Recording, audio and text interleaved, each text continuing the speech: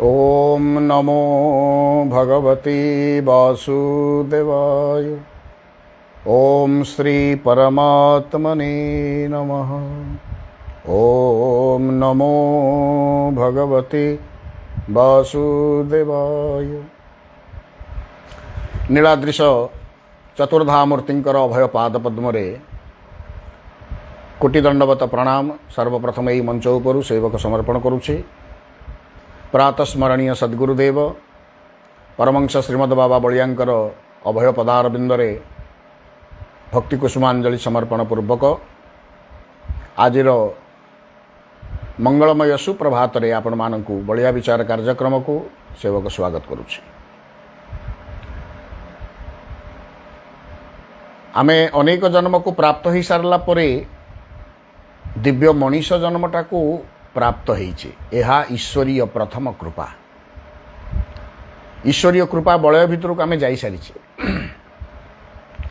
तेणु आमे स्वतः कृतज्ञ रहिबा ईश्वरंक निकटरे, से अदृश्य सामर्थ्यंक निकटरे जे से कृपा करी आमको मनीष जोनि रे जन्म देइचंती।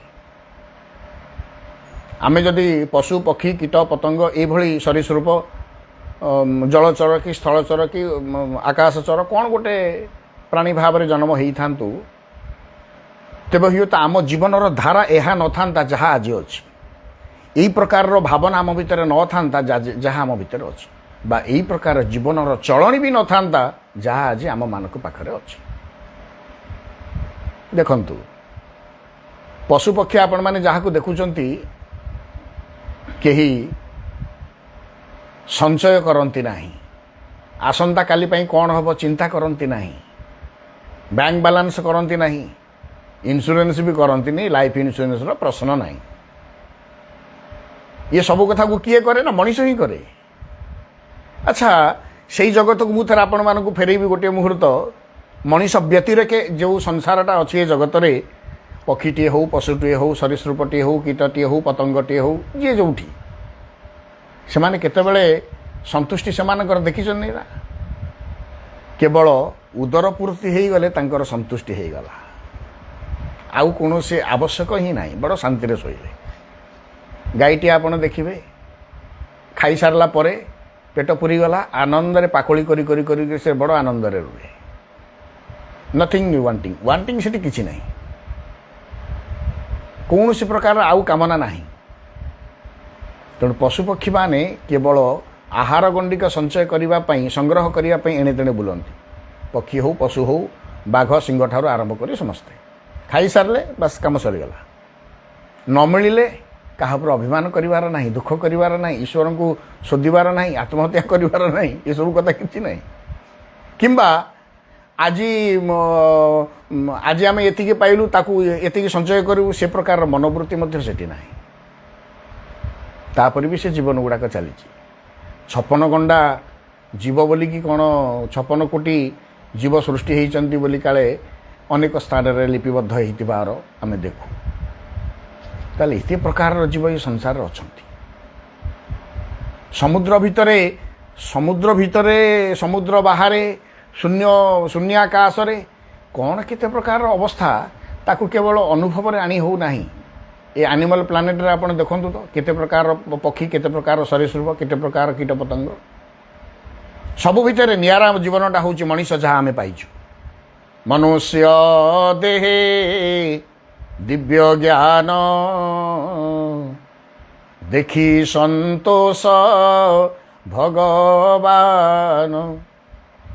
तेणु से जो दिव्य ज्ञान धाराटा ईश्वर आम भितर देइछन सेटा पुनी कौन।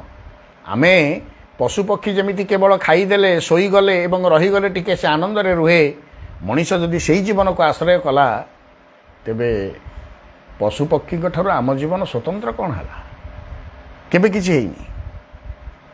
ताहले आमे जानी शुणी करी आमे एभली एक दिव्य मनीष जन्म जोटा ईश्वर देइचंती ताकू आमे नष्ट करिबा। मूल्यवान समय गुड़ा को नष्ट करूचे, जीवनटा को मध्य तलितलांत करि दउचे। ये शरीरटा को सुस्थ आम रखिपारूना, असुस्थ कर दौचु। तेणु गुरुदेव से सचेतन करैले, अरे जीवनटा अति सुंदर, अखाद्य ओ अपेय को पान करी ସୁନ୍ଦର ଜୀବନକୁ ଅସଜଡ଼ା କରନା। ମଣିଷର ଯାହା ଖାଦ୍ୟ ନୁହେଁ ଆମେ ତାକୁ ଖାଦ୍ୟ ଭାବରେ ଗ୍ରହଣ କରିଛୁ। ମଣିଷ ଆମେ ପ୍ରବୃତ୍ତିର ଯେତେବେଳେ ଦାସ ଥିଲା, ଯେତେବେଳେ ଆରଣ୍ୟକ ସଭ୍ୟତାର ଆମେ ମଣିଷ ଥିଲୁ, ଜଙ୍ଗଲରେ ବୁଲୁଥିଲୁ, ଜଙ୍ଗଲୀ ମଣିଷ ଭଳିଆ ବୁଲୁଥିଲୁ, ନା ପିନ୍ଧି ଶିଖିଥିଲୁ, ନା ରହି ଶିଖିଥିଲୁ, ନା ଖାଇ ଶିଖିଥିଲୁ, ନା କଥା କହି ଶିଖିଥିଲୁ। ଆମେ ସେତେବେଳର ଯେଉଁ ବର୍ବର ଆଚରଣ, ସେ ଆଚରଣଟା କ'ଣ ଆଜି ବି ସଭ୍ୟ ସମାଜରେ ଆମେ ଆଚରିତ ହେବା? ସେଇ କଥାକୁ ଆମେ ଅନୁସରଣ କରିବା? ଏହାର ଯଥାର୍ଥ କେତେ? ଆଉ ଥରେ ଆମେ ଭାବିବା। ଆମେ ଆଉ ଥରେ ସେଇ ପୁରୁଣା ସେଇ ଜଙ୍ଗଲୀ ସଭ୍ୟତା ଭିତରକୁ ଫେରି ଯାଉନି ତ? ଆମେ ପରା ଲଙ୍ଗଳା ହେଇକି ଥିଲୁ, ପୋଷାକ ପିନ୍ଧିଲୁ। ଆଉ ଶିକ୍ଷିତ ସମାଜ ବର୍ତ୍ତମାନ ପୁଣି ନଙ୍ଗଳା ଆଡ଼କୁ ଯାଉଛି। ଅର୍ଦ୍ଧନଗ୍ନ ପୋଷାକରେ ବଡ଼ ନିଜକୁ ଆନନ୍ଦ ଏବଂ ନିଜର ବହୁ ସମ୍ମାନାସ୍ପଦ ବୋଲିକି ନିଜକୁ ଅନୁଭବ କରୁଛି। ଏଇଟା କ'ଣ? ପୁଣି ଥରେ କ'ଣ ସେଇ ଜଙ୍ଗଲୀ ମାନସିକତା ତିଆରି ହେଉଛି କି ଆମମାନଙ୍କ ଭିତରେ, ସଭ୍ୟ ସମାଜ ଭିତରେ? ତାହେଲେ ସେଇ ସମୟର ବସ୍ତ୍ର ବା ସେଇ ସମୟର ଖାଦ୍ୟ, ଆମେ ସେତେବେଳେ ଖାଦ୍ୟ ଖାଇ ଶିଖିନଥିଲୁ, ଯାହା ପାଉଥିଲୁ ତାହା ଖାଉଥିଲୁ। କଞ୍ଚା ମାଂସ ଖାଉଥିଲୁ। ଧୀରେ ଧୀରେ ଜଙ୍ଗଲରେ ନିଆଁ ଲାଗି ଯେତେବେଳେ ପଶୁପକ୍ଷୀ ପୋଡ଼ିଗଲେ, ସେ ପୋଡ଼ା ମାଂସ ଖାଇଲା ଭଲ ଲାଗିଲା, ତେଣୁ ନିଆଁର ବ୍ୟବହାର କରି ଶିଖିଲା। ଧୀରେ ଧୀରେ ସମୁନ୍ନତ ଭାବଧାରାର ଆମେ ମଣିଷ। ତାହେଲେ ଏବେ ବି ଆମେ ସେଇ ଅଖାଦ୍ୟକୁ କାହିଁକି ଗ୍ରହଣ କରିବା? ଏବେ ବି ସେ ଅପେୟକୁ ଆମେ କାହିଁକି ପାନ କରିବା? ତମେ ଯେଉଁ ଜୀବଜନ୍ତୁକୁ ମାରୁଛ ସେଟା ମୁର୍ଦାର ହେଲା ନା ନାହିଁ? ଯାହା ଦେହରେ ଜୀବନ ନାହିଁ ସେଟା ମୁର୍ଦାର।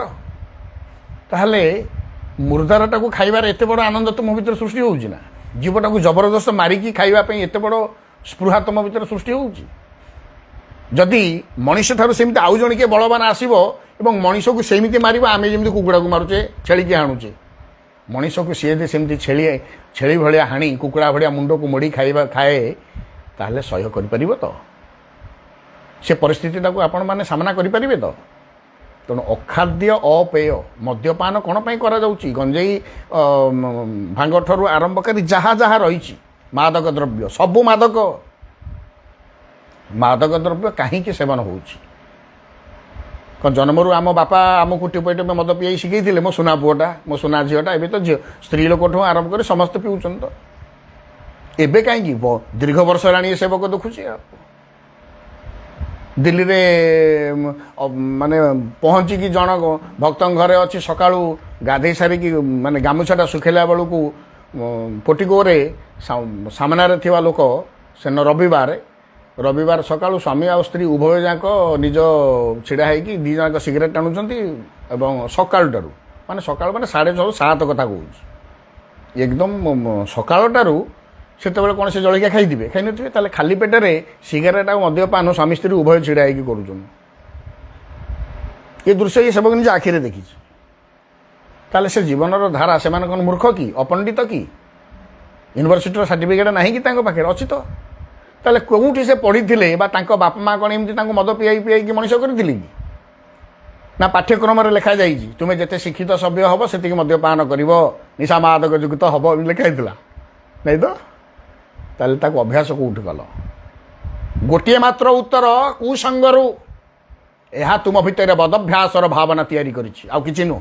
ଆଜ୍ଞା ଅଭ୍ୟାସ ହେଇଯାଇଛି। ଅଭ୍ୟାସ କୁଆଡ଼ୁ ହେଲା? ଏଇଟା ତାକୁ ବଦଭ୍ୟାସ ବୋଲି କୁହ। ବଦଭ୍ୟାସ ବୋଲି କୁହ, ଅଭ୍ୟାସ ନୁହେଁ। ଅଭ୍ୟାସ ଭଲ କଥାର ବାରମ୍ବାର କରିବାର ନାଁ ହେଉଛି ଅଭ୍ୟାସ। ଭୁଲ କଥାକୁ ବାରମ୍ବାର କଲେ ତାହା ବଦଭ୍ୟାସ। ତେଣୁ ବଦଭ୍ୟାସ ବଶମ୍ବଦ ମଣିଷ ଯଦି ନିଜକୁ ଶିକ୍ଷିତ କୁହେ, ନିଶା ମାଦକ ସେବନ କରୁଥିବା ଜୀବନ ଯଦି ନିଜକୁ ଶିକ୍ଷିତ ବୋଲି ଜାହିର କରେ, ତାହେଲେ ଅଶିକ୍ଷିତ ମୂର୍ଖ କାହାକୁ କହିବା? ଏହା ଏକ ଚିନ୍ତନର ବିଷୟ ହେବା ଉଚିତ। ସହରାଞ୍ଚଳରେ ଦ୍ୟାଟ୍ ୱିଲ୍ ନୁହଁ, ଦ୍ୟାଟ୍ ବିକମିଂ, ଇଏ ହେଇ ଚାଲିଛି, ଇଜ୍ କଣ୍ଟିନ୍ୟୁଇଂ। ଇଏ ଫାର୍ସ। କେଉଁ ଫାର୍ସ? ନା ଆମେ ଆଧୁନିକତା, ମଡର୍ଣ୍ଣାଇଜେସନ୍, ଆମେ ପୁରା ମାନେ ସୁସଭ୍ୟ ଏବଂ ଆଧୁନିକୀକରଣ ଭିତରେ ଆମ ମାନସିକତା, ଆମ ଜୀବନଶୈଳୀ, ଆମ ଜୀବନର ସବୁ କଥା ଯେମିତି ବନ୍ଧା ହେଇଯାଇଛି। ଏହା ଆଧୁନିକ ଶୈଳୀ ନୁହଁ, ଜଙ୍ଗଲୀ ପ୍ରବୃତ୍ତିକୁ ଆଶ୍ରୟ କରୁଛ। ଜଙ୍ଗଲୀ ସଭ୍ୟତା, ଆରଣ୍ୟକ ସଭ୍ୟତା ଆଡ଼କୁ ପୁଣି ଥରେ ତୁମେ ଫେରୁଛ। ସୁସଭ୍ୟ ହେଇ ସତେ ଯେପରି ତୁମେ ମାନେ ଶିକ୍ଷାର କ୍ଲାଇମାକ୍ସରେ ଅଛ, ପୁଣି ଡାଉନ୍ ଆଡ଼କୁ ଯାଉଛ। ଡିଗ୍ରେଡେସନ୍ ହେଉଛି ତୁମର ଭାବନାରେ, ଆଚରଣରେ। ଏହା ହିଁ ପରିଲକ୍ଷିତ ହୁଏ। ତେଣୁ ଗୁରୁଦେବ ସଚେତନ କରୁଛନ୍ତି ସେଇଥିପାଇଁ। ଆରେ ମଣିଷ ଜୀବନଟା ଥରେ ହାରିଗଲେ ଆଉ ଥରେ ମିଳିବ କି ନା ସନ୍ଦେହ। ତେଣୁ ଆମେ ଆ ଭିତରେ ଯଦି ଏଇ ସୁନ୍ଦର ମଣିଷ ଜୀବନଟାକୁ ଆମେ ରୋଗାକ୍ରାନ୍ତ କରୁ।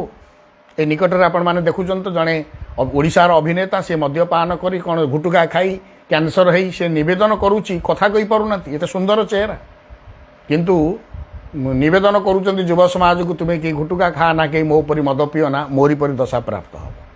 କିନ୍ତୁ ଶୁଣୁଛନ୍ତି କିଏ? ଯେଉଁ ସମୟରେ ଆପଣମାନେ ତାକୁ ଦେଖୁଛନ୍ତି ହୁଏତ ଖାଉଥିବା ଲୋକମାନଙ୍କ ଭିତରେ କ'ଣ ଭାବଧାରା ଆସିପାରେ ନ ଆସିପାରେ, କିନ୍ତୁ ହେ ଜ୍ଞାନ ମୋର ତ କିଛି ହେଇନି, ଆଉ ଏଗୁଡ଼ା କ'ଣ ହେବ।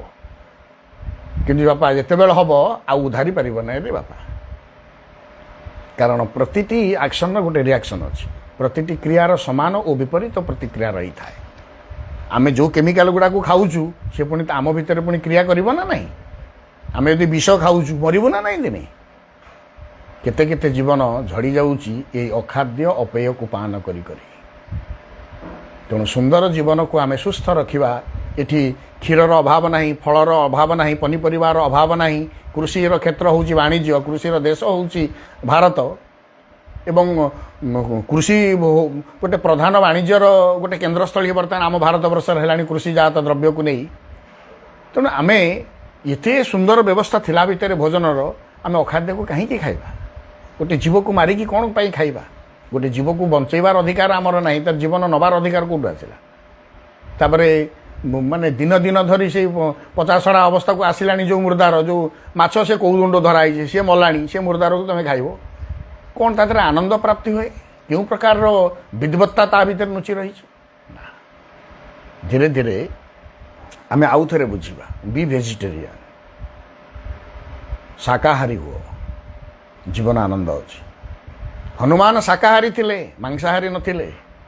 ଯିଏ ଏକମାତ୍ର ରାମଙ୍କର ଲୀଳା ଭିତରେ ପର୍ବତକୁ ଉତ୍ତୋଳନ କରିବାର ସାମର୍ଥ୍ୟ ଥିଲା, ଲମ୍ବ ପ୍ରଦାନ କରିବାର ସାମର୍ଥ୍ୟ, ଇଏ ସବୁ କଥା।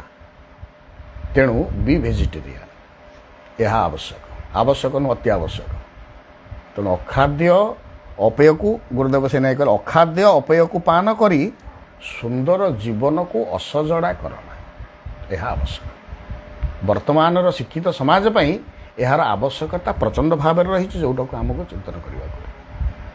ତେଣୁ ଆମେ ଶିକ୍ଷିତ ଜୀବନ ଭାବରେ ବା ସୁସଭ୍ୟ ସମାଜର ଗୋଟେ ସାମାଜିକ ମଣିଷ ଭାବରେ ଯଦି ଏ କଥାକୁ ଅଖାଦ୍ୟକୁ ଖାଇବା ବା ଅପେୟକୁ ପାନ କରିବା ଏ ବିଷୟରେ ଆମେ ଯଦି ନିଜେ ସଚେତନ ନ ହୋଇପାରିବା, ନିଜେ ନ ବୁଝିପାରିବା, ତାହେଲେ ଉତ୍ତରଦାୟୀମାନଙ୍କୁ ବୁଝେଇବା କେତେବେଳେ?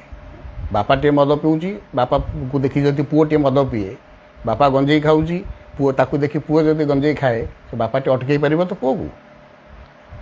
ଅଟକେଇ ପାରିବ। ତେଣୁ ଯଦ ଯଦା ଆଚରତି ଶ୍ରେଷ୍ଠ ତତ୍ତତ୍ ଦେବୀ ତରୋଜନା।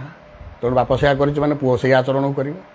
ତେଣୁ ଏହାଦ୍ୱାରା ଏକ ଅସୁସ୍ଥ ପରମ୍ପରା, ଅସୁସ୍ଥ ଭାବଧାରାଟିଏ ତିଆରି କରୁଛେ। ଏଥିରୁ ଶାନ୍ତ ହେବା, ଜୀବନ ଗଢ଼ିବା, ପରିବାର ଗଢ଼ିବା, ସମାଜ ଆପେ ଆପେ ଗଢ଼ି ହେଇଯିବ, ସୁଶାନ୍ତମୟ ହେବ, ଆନନ୍ଦମୟ ହେବ। କଥା କହିଠି। ଜୟ ଗୁରୁଦେବ।